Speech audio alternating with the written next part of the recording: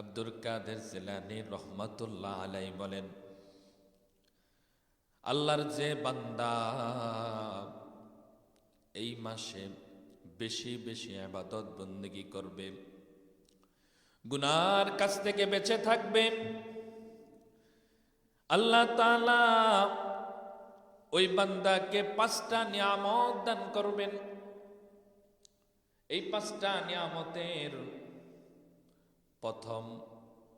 প্রত্যেকটা নিয়ামতের প্রথম হরফ দিয়া আল্লাহ তাআলা এই নামকরণ করেছেন শাবান।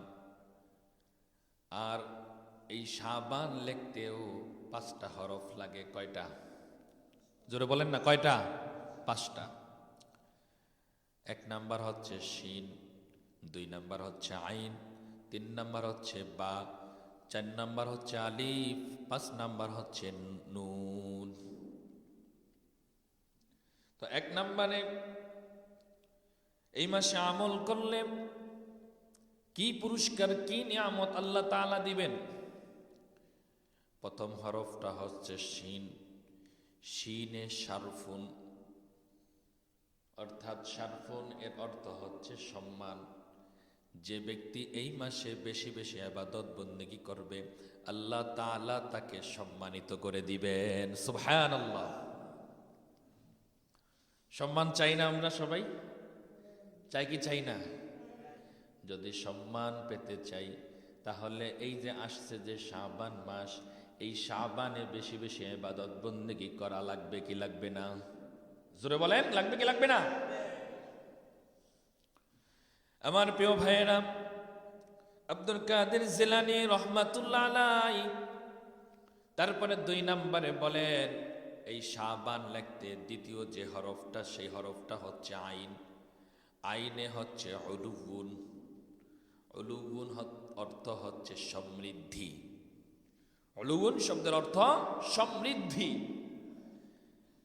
যদি কোনো আল্লাহর প্রিয় বান্দা এই মাসে বেশি বেশি ইবাদত বন্দেগী করে, আল্লাহ তাআলা তার সকল কাজে সকল বিষয়ে সমৃদ্ধি দান করবেন, মর্যাদা দান করবেন, ক্ষমতা দান করবেন। সুবহানাল্লাহ পড়েন। এই সমৃদ্ধি আমরা চাই কি চাই না? একটু জোরে আওয়াজ দিয়ে বলেন, চাই কি চাই না? যদি আমরা এই সমৃদ্ধি চাই তাহলে এই মাসে বেশি বেশি ইবাদত করা লাগবে, গুনাহ থেকে বাঁচা লাগবে। আমার প্রিয় ভাইয়েরা, আব্দুল কাদের জিলানী 3 নম্বরে বলেন, শাবান লিখতে 3 নম্বর হরফটা হচ্ছে বা। 3 নম্বর হরফটা কি? বা। উনি বলেন, বায় হচ্ছে বিররুন। বিররুন দ্বারা এর অর্থ হচ্ছে নেকি। আল্লাহর কোনো বান্দা যদি শাবান মাসে বেশি বেশি নেকি কাজ করে, বেশি বেশি নফল ইবাদত বন্দেগী করে, আর নিজের গুনাহটাকে যদি ক্ষমা করাইয়া আল্লাহর দরবার থেকে নিতে পারে, তাহলে ওই ব্যক্তি রমজান মাস আসলে আল্লাহ তাআলা ওই ব্যক্তিকে নিষ্পাপ বানাইয়া জান্নাতীদের কাতারে শামিল করে দিবেন। সুবহানাল্লাহ। এই জন্য রমজান আসার আগেই এই শাবান মাসে বেশি বেশি নেকের কাজ করা দরকার আছে না নাই? আল্লাহ তাআলা আমাদেরকে তৌফিক দান করুক, সকলে বলি আমিন। শাবান শব্দ লেখার জন্য 4 নম্বর যে হরফ, এই হরফটা হচ্ছে আলিফ। হরফটা কি? আলিফ। আলিফ দ্বারা বোঝানো হয় উলফাতুন। আর উলফাতুন শব্দের অর্থ হচ্ছে ভালোবাসা। কি? উলফাতুন শব্দের অর্থ কি? ভালোবাসা। কথা বুঝতেছেন তো ইনশাল্লাহ? যদি কোনো আল্লাহর বান্দা এই শাবান মাসে বেশি বেশি ইবাদত বন্দেগী করে, আল্লাহ তাআলা তার প্রতি আল্লাহ তাআলার ভালোবাসা সৃষ্টি হয়ে যায় এবং তারও আল্লাহর প্রতি ভালোবাসা সৃষ্টি হয়ে যায়। আমার কথা যদি বুঝে থাকেন আমার প্রিয় ভাইয়েরা, জবাব দিবেন, আল্লাহর ভালোবাসা আমরা চাই কি চাই না? একটু জোরে আওয়াজ দেয়া বলেন, আল্লাহর ভালোবাসা আমরা চাই কি চাই না? যদি চাই তাহলে শাবান মাসে রমজান মাসের জন্য প্রস্তুতিমূলক বেশি বেশি ইবাদত বন্দেগী করা দরকার আছে না নাই? তারপরে শাবান লিখতে শেষে 5 নাম্বার যে হরফ, সেই হরফটা হচ্ছে নুন। নুন থেকে নূরুন। নূরুন শব্দের অর্থ হচ্ছে আলো। আল্লাহর কোন বান্দা যদি শাবান মাসে ইবাদত বন্দেগী করে, আল্লাহ তাআলা তার আমলনামায়, আল্লাহ তাআলা তার অন্তরের মধ্যে নূর পয়দা করেন, যেই নূরের মাধ্যমে সে সব সময় ভালো কাজের প্রতি উদ্বুদ্ধ হবে, খারাপ কাজ থেকে দূরে থাকতে পারবে। সুবহানাল্লাহ। এমন নূর আল্লাহ দিবেন যে নূরের উসিলায় আমি আপনি ভালো কাজের উদ্বুদ্ধ হব। অন্তরে আল্লাহ তাআলা এমন নূর দিবেন যে নূরের কারণে আমি আপনি কি করব? ভালো কাজের প্রতি উদ্বুদ্ধ হব, খারাপ কাজ থেকে দূরে থাকার মানসিকতা আল্লাহ তাআলা তৈরি করে দিবেন। সুবহানাল্লাহ। আমার প্রিয় ভাইরা, আজকে আমরা গুনাহ করতে করতে আমাদের অন্তরে এমন অবস্থা হয়ে গেছে যে গুনার কাজেই ভালো লাগে, নামাজে দাঁড়াইলে ভালো লাগে না, বিরক্তি আসে। কখন সালাম ফিরাইব, কখন চার দোকানে যাইব, কখন আড্ডা দিব, এরকম মন মানসিকতা আমাদের আছে না নাই? যদি এই মন মানসিকতা, আমার প্রিয় ভাইরা, এই মন মানসিকতা যদি আমরা দূর করতে চাই, তাহলে আমার অন্তরে নূর লাগবে। আর এই নূরটা পয়দা করার জন্য আব্দুল কাদের জিলানী রহমাতুল্লাহ আলাইহি বলেন, তাহলে তোমরা শাবান মাসে বেশি বেশি নফল ইবাদত বন্দেগী করো। সুবহানাল্লাহ পড়েন। আল্লাহ তাআলা আসছে এই শাবান মাস, এই মাসকে কাজে লাগানোর তৌফিক দান করুক। সকলে বলি আমিন। আমার প্রিয় ভাইয়েরা, এই শাবান মাসের ফজিলত অনেক, ফজিলত অনেক। এর ফজিলত বোঝানোর জন্য রাসূল সাল্লাল্লাহু আলাইহি সাল্লাম বাইহাকি শরীফের একটি হাদিসে বলতেছেন, আন উসমান রাদিয়াল্লাহু তাআলা আনহু قال قال رسول الله صلى الله عليه وسلم شعبان شهري ورمضان شهر الله। এর ফজিলত বোঝানোর জন্য রাসূল সাল্লাল্লাহু আলাইহি সাল্লাম তার উম্মতদেরকে বলতেছেন, উম্মত, শাবান হচ্ছে আমার মাস, শাবান হচ্ছে আমার মাস, আর রমজান মাস হচ্ছে আল্লাহর মাস। সুবহানাল্লাহ পড়েন। রাসূল কেন এই কথা বললেন? কারণ যেই জিনিসের সম্পর্ক যেইটার সাথে ওইটার মূল্য যেমন, তেমনি মূল্য যদি বেশি হয়ে থাকে, ওইটার সম্পর্ক যদি ওইটার সাথে হয়, তাহলে ওইটারও মূল্য বেড়ে যায়। কথা ঠিক কিনা? যেমন আমার প্রিয় ভাইরা, উদাহরণস্বরূপ বলি, আমি যদি একটা দামি একটা কাপড়, খুব দাম দিয়ে যদি একটা কাপড় কিনি, আর এই কাপড়টা যদি পরিধান করি, তারপর এই কাপড়ে যদি পা লাগে, আমরা সালাম করি। আমরা এটা কি সালাম করি? করি না? করি? কথা বলেন না কেন? যদিও এটা দামি কাপড়, করি? করি না।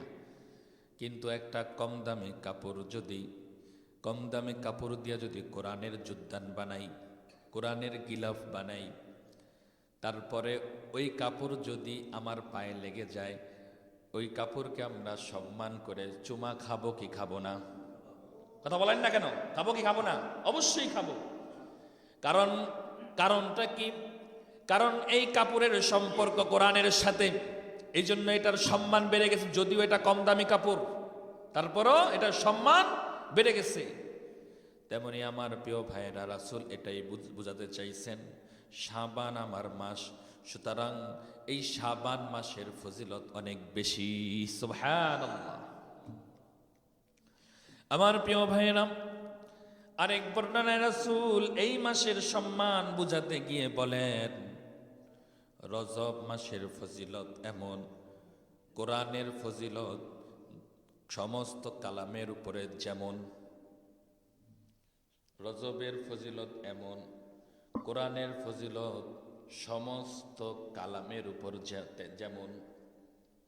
তারপর রাসূল বলতেছেন, শাবান মাসের ফজিলত এমন, সমস্ত নবী রাসূলদের উপরে আমি নবীর ফজিলত যেমন। সুবহানাল্লাহ। শাবানের ফজিলত বলতে কি রাসূল বলতেছেন যে শাবান মাসের ফজিলত এমন, সমস্ত নবী রাসূলদের উপরে আমি নবীর ফজিলত যেমন। এই জন্য আমার প্রিয় ভাইয়েরা, এই শাবান মাসে বেশি বেশি ইবাদত বন্দেগী করা দরকার আছে না নাই? আল্লাহ তাআলা আমাদেরকে এই শাবান মাসে বেশি বেশি ইবাদত বন্দেগী করার তৌফিক দান করুক। সকলে জোরে বলি আমিন। রাসূল সাল্লাল্লাহু আলাইহি সাল্লাম এই মাসে কি আমল করতেন?